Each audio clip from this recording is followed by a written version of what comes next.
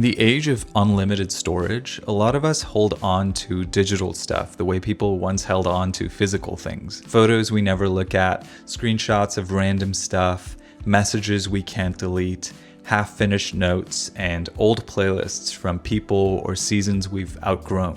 On the surface, it seems harmless because these files don't take up space in our homes, but psychologists are finding that virtual clutter can carry the same emotional weight as physical clutter, often leading to stress, anxiety, and guilt. Today, I want to look at why letting go of our digital past feels so hard and how we can build a healthier relationship with what we choose to keep on our devices.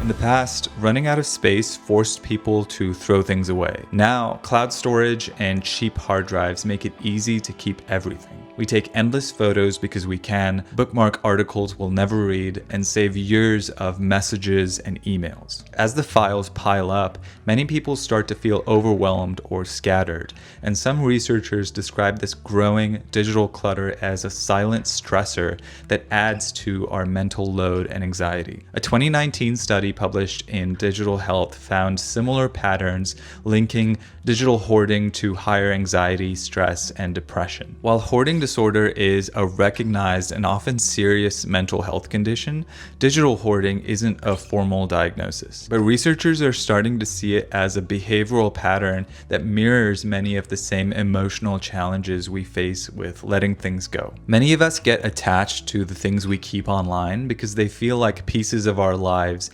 and reminders of who we were. Deleting them can feel like losing part of ourselves, so we hold on to keep those memories close. There's also the idea that we might need something later and would regret getting rid of it. But the more we save, the more the clutter builds and the harder it becomes to face. It takes time and energy to sort through everything, and it's easier to keep it all than to decide what matters. Each time we choose to save instead of delete, we put off a small decision, and those small decisions eventually pile up. Humans naturally use physical objects as memory cues, and digital files work the same way. It's not the file itself that matters, but what it represents. And deleting it can feel like losing part of a relationship or a moment in time. A 2019 study found that when participants thought some of their saved images would be deleted, those with stronger attachment to their digital possessions felt real distress. Psychologists suggest that many of us,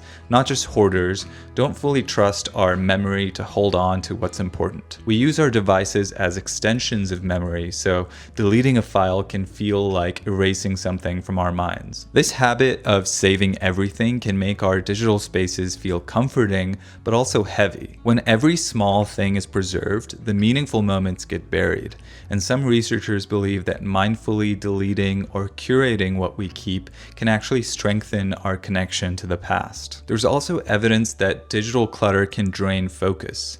A 2025 study found that excessive digital hoarding among university students was linked to greater burnout and worse academic performance, likely because managing or avoiding the clutter takes mental energy. These days, documenting has become second nature. Our phones and apps encourage us to record everything from daily moments to entire conversations. It's incredible that we can hold so much of our lives in our pockets, but the ability to save everything can make us feel like we should. Cognitive science suggests that forgetting is part of healthy memory. We're not meant to hold on to every detail, and letting some moments fade helps us remember what's meaningful. But our devices don't forget unless we tell them to, so every screenshot, text, and note stays until we make the choice to let it go. When I get a new phone, I always get the urge to start fresh. I copy all my photos onto an external drive and delete them from my phone so it feels like a clean slate. I've done this a few times before, and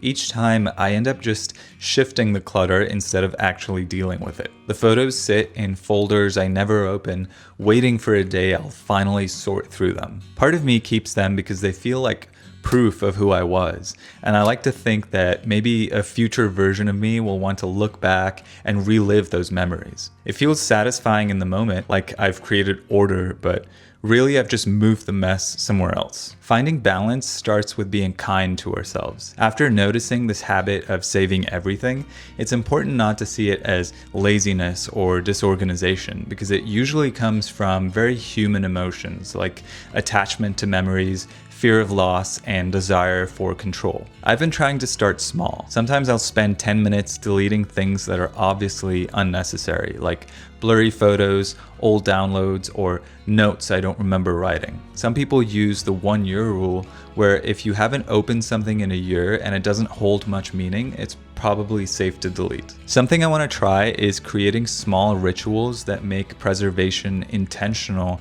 instead of automatic, like printing a photo book of my favorite pictures from a year and letting the rest go from my phone, or keeping a memory folder with a limited number of items that mean something to me or tell my story. For anyone who feels genuinely overwhelmed by digital hoarding, talking to a therapist can really help, especially someone familiar with OCD or hoarding behaviors who can help unpack where the attachment comes from and how to let go without feeling like you're losing something important. Letting go in the digital realm is as much an emotional journey as it is an organizational task. It challenges us to confront our feelings about what memories and information truly matter, and to trust that we won't lose ourselves if we lose some data. Ultimately, the goal is a healthier relationship with our digital life, where our devices serve us as useful tools and meaningful archives rather than becoming dusty attics of postponed decisions and anxiety. Making space helps us come back to the present and